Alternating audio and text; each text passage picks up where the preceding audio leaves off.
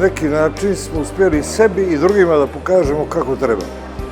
I sad, poslije 20 godina, sa ovim znanjem, sa ovim saznanjem i iskustvom, tek sad smo spremni za sljedeće poduhvate koji bi još bolje bili nego što je ovo. Ali važno je da smo uvatili korak sa savremenom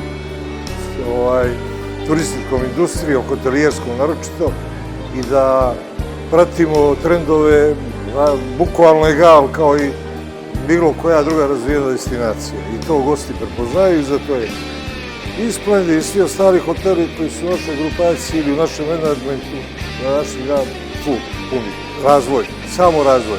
Stajanja nema, idemo naprijed.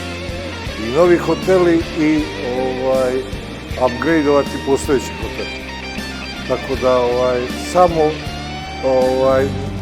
nove investicije, manje, veće i srednje, ali stalno investiranje. Znači, ovo što su mi napravili smo to što su htjeli, jer to smo mi. Htjeli smo da pokažemo da Crna Gora može, kao što i Splendid može,